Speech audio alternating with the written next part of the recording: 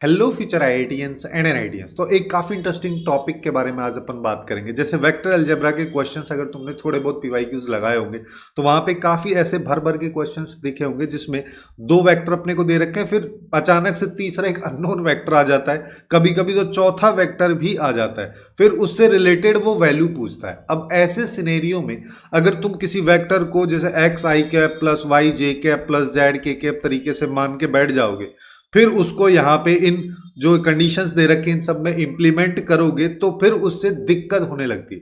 दिक्कत ये होगी कि क्वेश्चन का सॉल्यूशन काफी ज्यादा लेंथी हो जाएगा, 10 से 15 मिनट तक खींच सकता है और आंसर आए ना भी आए इस चीज की भी कोई गारंटी नहीं है। तो ऐसी सिचुएशन में क्या किया जाए, तो यहीं पे हमारे पास में एक ट्रिक या एक मेथड, एक कंसेप्ट काम में आता है जो इस टाइप की वेक्टर इक्वेशंस को काफी आसानी से सॉल्व कर सकता है, जिसका नाम है बॉक्स प्रोडक्ट या फिर स्केलर ट्रिपल प्रोडक्ट। इसको कैसे इंप्लीमेंट करना है उसके बारे में भी बात करेंगे, बट उससे पहले थोड़ा सा इसका बेसिक जान लेते हैं कि अगर मान लो मेरे पास में कोई भी तीन ए बी और सी वेक्टर दे रखे हैं तो ए डॉट बी क्रॉस सी या ए क्रॉस बी डॉट सी किसी भी तरीके से लिख दो। इसी को हम ऐसे भी लिख सकते हैं कि ये बॉक्स बना दिया, इसके अंदर तीन वेक्टर्स लिख दिए, जिसका मतलब यही हो रहा है। इसी को अपन बॉक्स प्रोडक्ट बोलते हैं। वैसे अगर बात की जाए तो अगर मान लो मेरे पास इस तरीके का एक पैरेललोपाइप्ड है जिसकी क्वार्टर माइनस एजेस, एक तो एक ये दे दी, एक अगर ये बी वेक्टर है और ये अगर सी वेक्टर है, तो इसके वॉल्यूम को इन तीनों वेक्टर्स के बॉक्स प्रोडक्ट के द्वारा रिप्रेजेंट किया जाता है। जनरली ये सारी चीजें तुम लोग अपने थ्योरी क्लासेस में पढ़े होगे, मैं बस थोड़ा सा हल्का सा रिवाइज करा दे रहा हूं क्या चीज की अपने को यहाँ पे रिक्वायरमेंट होगी।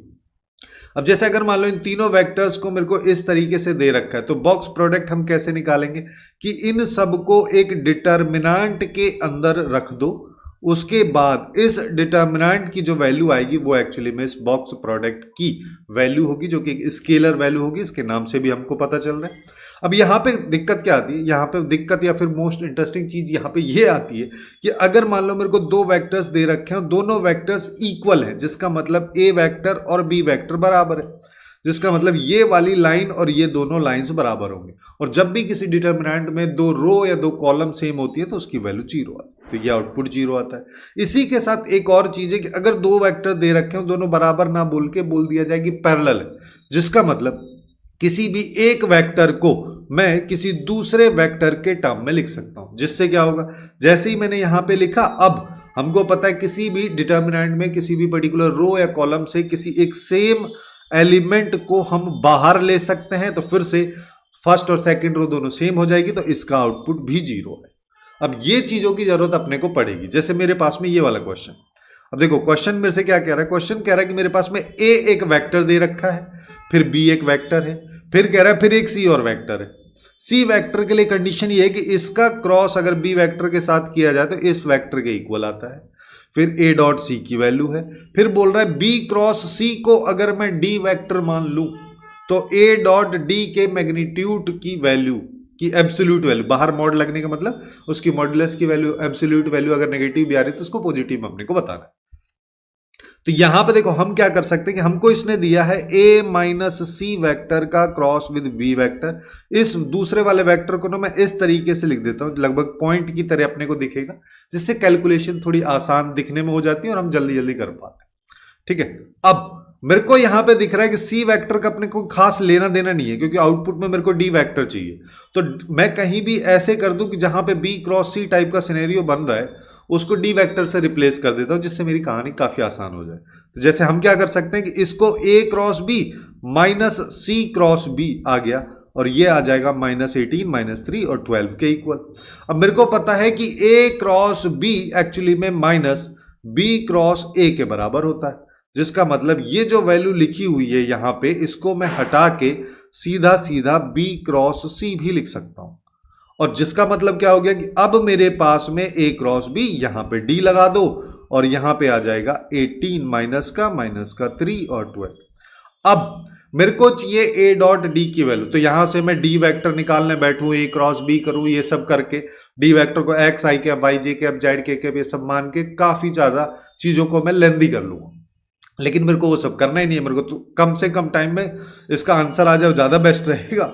तो मैं यहाँ पे क्या करता हूँ, इस वेक्टर का डॉट कर देता हूँ, पूरी जो इक्वेशन है इसको किसी भी एक सिंगल वेक्टर के साथ डॉट कर दो। डॉट इस तरीके से करना है कि अपना आउटपुट पे भी हम पहुंच पाए और जो वैल्यूज की रिक्वायरमेंट अगर कहीं पे बीच में हमको पड़ रही है तो वहां पे हम पहुंच पाए। जैसे बी वेक्टर के साथ डॉट करने का कोई मतलब ही नहीं होता, अभी समझ में आएगा क्यों। क्योंकि जब मैं डॉट प्रोडक्ट करूंगा, डॉट प्रोडक्ट खासियत क्या है, चाहे तो प्री कर लो या पोस्ट मल्टीप्लाई कर लो, कोई फर्क नहीं पड़ता, यानी कि ए डॉट बी और बी डॉट ए दोनों बराबर होता। तो अगर मैं डॉट कर रहा हूं तो यहां पे आएगा a dot a cross b plus a dot d, और यहां पे ए वेक्टर जो कि मेरे पास 2 -3 1, इसका डॉट करना है -18 -3 और 12 के साथ। अब हमको पता है, जैसा कि मैंने अभी यहां पे बोला, कि दो वेक्टर अगर सेम मेरे पास में हो जाएं तो उसके बॉक्स प्रोडक्ट की वैल्यू 0, यानी कि यहां पे ए वेक्टर और सी वेक्टर या बी वेक्टर होता तो इसकी वैल्यू 0। यहां पे अगर ये ए वेक्टर बी वेक्टर होता तो भी वैल्यू 0, या फिर ये यहां पे ए वेक्टर सी वेक्टर ऐसा भी होता तब भी वैल्यू 0 ही हमारे पास में आती। तो उसी बेसिस पे ये एक बॉक्स प्रोडक्ट बन रहा है जिसकी वैल्यू 0, ये खत्म हो गया। तो मेरे पास डायरेक्टली यहां से ए वेक्टर का डॉट विद डी वेक्टर आ जाएगा, इन दोनों का डॉट कर दो तो ये आ जाएगा -36 + 9 + 12, ये हो गया 21, तो बच गया माइनस का 15।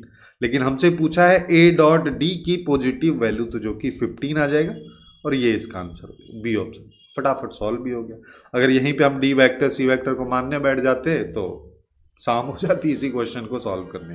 तो इस तरीके से वेक्टर इक्वेशन में हम बॉक्स प्रोडक्ट का यूज करके क्वेश्चंस को काफ़ी आसानी से और काफ़ी जल्दी सॉल्व कर सकते हैं। इसी तरीके से जो हाईली वेटेज टॉपिक्स हैं, जो काफ़ी इंपॉर्टेंट टॉपिक्स हैं, जहाँ से काफ़ी फ्रिक्वेंटली जेईई में क्वेश्चंस पूछे जाते हैं, उन सब की प्लेलिस्ट आपको लेफ्ट साइड में दिख रही होगी। वहाँ पे अपन ने बहुत सारे टॉपिक्स कवर किए, आप लोग जाके उन सबको चेकआउट कर सकते हैं।